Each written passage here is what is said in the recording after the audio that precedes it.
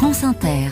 Les chroniques littorales vous donnent des conseils de lecture tous les mercredis. Bonjour José-Manuel Lamarque. Bonjour Mathilde Munoz. Vous êtes venu avec une revue de géographie.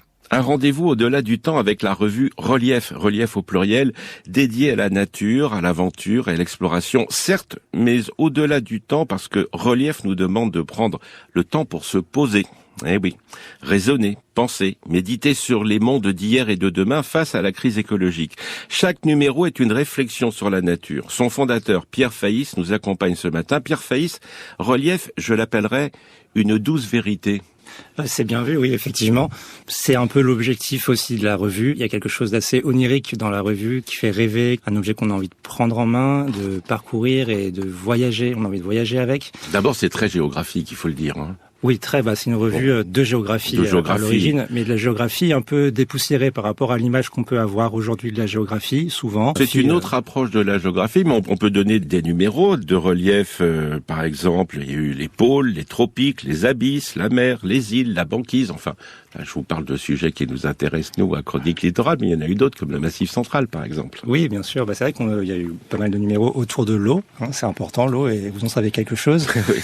Oui, l'idée, c'est d'avoir un thème à chaque fois. Pour chaque numéro, c'est le dossier thématique central. Et après, autour du dossier, il y a d'autres rubriques qui n'ont pas forcément de lien avec la thématique du dossier et qui sont des rendez-vous pour les lecteurs à chaque fois. C'est pas une revue de sachants, C'est ouvert à tout le monde. Alors, bien Exactement. sûr, il y a des explorateurs, il y a des géographes, on va avoir aussi des biologistes marins qui vont écrire chez vous, mais pour tout le monde. Pour tout le monde. Et eux aussi font cet effort-là d'avoir une plume qui n'est pas forcément universitaire, au contraire avec un effort de vulgarisation, si on peut utiliser ce terme. Ce sont des chercheurs de disciplines différentes. À chaque fois, il y a tout un travail éditorial aussi et d'illustration pour emmener ces textes vers un plus large public. Il faut dire que l'illustration, là, vous faites très fort. Ah oui, c'est un peu aussi le cœur de la revue. C'est très illustré.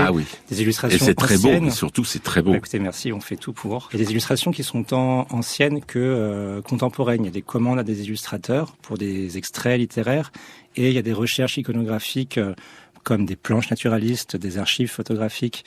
Voilà, le mélange des deux donne aussi tout le cachet à Relief. Et du passé et du présent, parce que là, je prends votre numéro 17, banquise au pluriel, rencontre avec les glaces à travers le Groenland, bien sûr. Vous avez cité Fridtjof Nansen, le créateur du passeport Nansen, mais avant tout un explorateur. Oui, c'est ça. Alors, on retrouve comme ça plusieurs explorateurs, des récits d'explorateurs ou des récits par les explorateurs, qu'ils soient d'hier ou d'aujourd'hui. Au tout début, vous avez une correspondance, les îles Malaya d'Alexandra Davinil, mais tout de suite après, l'Atlas, les géographies nostalgiques. Oui, c'est vrai. Vous mélangez tout le temps passé, présent, futur.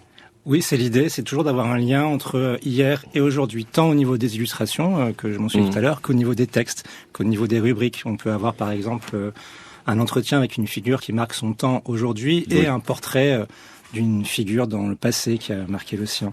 C'est important d'avoir aussi un regard sur ce qui s'est passé avant pour mieux comprendre le monde d'aujourd'hui et vers où il se dirige. Fabuleux, vous nous présentez les espèces qui sont en danger, qui vivent justement sur la banquise, et vous allez beaucoup plus loin avec une superbe cartographie à chaque fois. Et Dieu sait que c'est difficile la cartographie, et en plus il faut dire ça coûte cher. Effectivement, il y a beaucoup d'infographies et de cartographies dans Relief. C'était quelque chose à laquelle je tenais beaucoup et on travaille avec un studio graphique qui est assez spécialisé là-dedans, qui s'appelle De Shelf Company et avec qui on a mis en place ces infographies dans chaque numéro qui sont assez présentes. Avec une cartographie intelligente, je dirais, parce qu'on retrouve la banquise côtière et la banquise de mer.